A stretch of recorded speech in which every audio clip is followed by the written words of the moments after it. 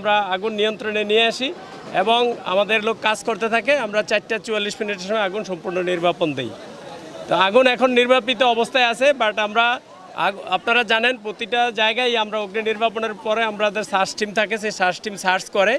তো অগ্নি নির্বাপনের পরেই আমাদের সার্চ টিম যখন কাজ করতেছিল, ওই সার্চ টিম সার্চ করার পর আমরা 5টা ডেড বডি রিকভারি করি এখান থেকে।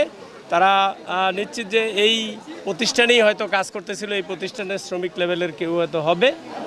আর এখনও পর্যন্ত আমাদের সার্চ টিম ভিতরে কাজ করতেছে। আরও কোনো ডেড বডির সন্ধান পাওয়া এখনও যায় নাই। যদি পাওয়া যায় আমাদের সার্চ টিম কাজ করতেছে, কাজ করলে তারপরে আমরা বোঝা যাবে যে আসলে কোনো ডেড বডি আছে কিনা। আর অগ্নিকাণ্ডের কারণ যেহেতু এখানে গ্যাস লাইটার, আপনারা জানেন গ্যাসের বিষয়টা, তো আমরা এখনও অগ্নিকাণ্ডের কারণ নিশ্চিত বলতে পারবো না, কারণ এই ফ্যাক্টরি বা এই প্রতিষ্ঠানের কোনো প্রতিনিধি বা কোনো লোককে আমরা এখনও পর্যন্ত পাইনি।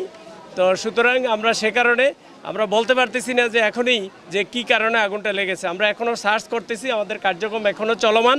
আমাদের এই সার্চের কাজ যখন শেষ হবে, এরপর আমরা অগ্নিকাণ্ডের কারণ বা ক্ষয়ক্ষতির পরিমাণ এগুলোর দিক নিয়ে আমরা কাজ করব। এই কারখানাটি থেকে ফায়ার সার্ভিসের কোনো অনুমোদন ছিল? আপনি বললেন এই গ্যাস লাইটার দাহ জাতীয় 1 বছর আগেও তো এখানে ঘটনা ঘটেছে।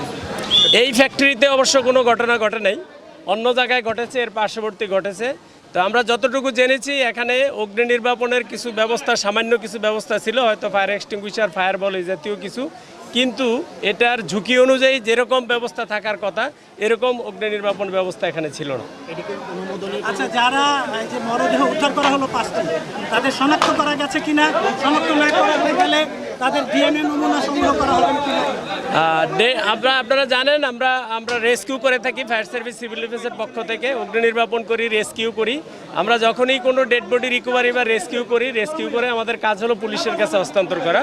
তো আমরা সেটা পুলিশের কাছে হস্তান্তর করেছি। পরবর্তী যে প্রক্রিয়া সেটা পুলিশি প্রক্রিয়া, পুলিশ যা যা প্রক্রিয়া আছে নিয়ম অনুযায়ী সেই প্রক্রিয়া অনুযায়ী ব্যবস্থা গ্রহণ করবে।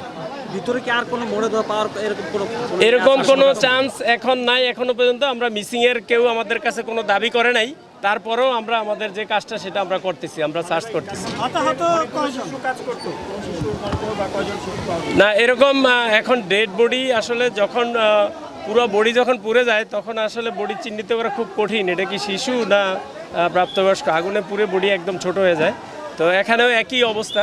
এটা আসলে পোস্টমর্টম যখন হবে হাসপাতালে তখন তারা বলতে পারবে। যে 5 জনের মধ্যে নারী রয়েছে কিনা বা পুরুষ? এর মধ্যে নারী আছে, মহিলা আছে, তো এটা বলা মুশকিল আসলে। এখানে নারী পুরুষ সবাই মিলেই কাজ করতো, তো থাকতে পারে। কারখানার মালিক শনাক্ত করা যায়নি, আমরা এটা শনাক্ত করতে পারিনি। কারখানার মালিক কি? কারখানা কর্তৃপক্ষের কাউকে এখনো পর্যন্ত পাওয়া যায় না, কোনো মালিক বা তার কোনো প্রতিনিধি, ম্যানেজার কাউকেই আমরা এখনো পর্যন্ত পাইনি। আমরা চেষ্টা করতেছি তাদের সাথে যোগাযোগ করার জন্য, কিন্তু ওদের নাম্বার যেগুলো পাই আমরা ওদের সাথে কথা বলতে চেষ্টা করেছি, কিন্তু কেউ ফোন ধরছে না। আপনি বলছিলেন যে পর্যাপ্ত অগ্নি নির্বাপন ব্যবস্থা ছিল না, এক্ষেত্রে কারখানা মালিক যারা রয়েছে তাদের গাফলতি ছিল কিনা? এটা অবশ্যই একটা প্রতিষ্ঠান যখন করে তখন সেফটি ব্যবস্থা, সিকিউরিটি ব্যবস্থা সবই থাকা উচিত। অবশ্যই আমি মনে করব এটা মালিক পক্ষের গাফিলতি আছে অবশ্যই। আর আমাদের পক্ষ থেকে আমরা এই প্রতিষ্ঠানে, আমি যতটুকু জানি এই প্রতিষ্ঠানে আমরা নোটিশ দিয়েছি এবং তাদেরকে বারবার পরামর্শ দেওয়া হয়েছে যে অগ্নি নির্বাপন ব্যবস্থা যেটা নিয়ম অনুযায়ী ফায়ার সেফটি প্ল্যান সহ অগ্নি নির্বাপনের পূর্ণাঙ্গ ব্যবস্থা রাখার জন্য।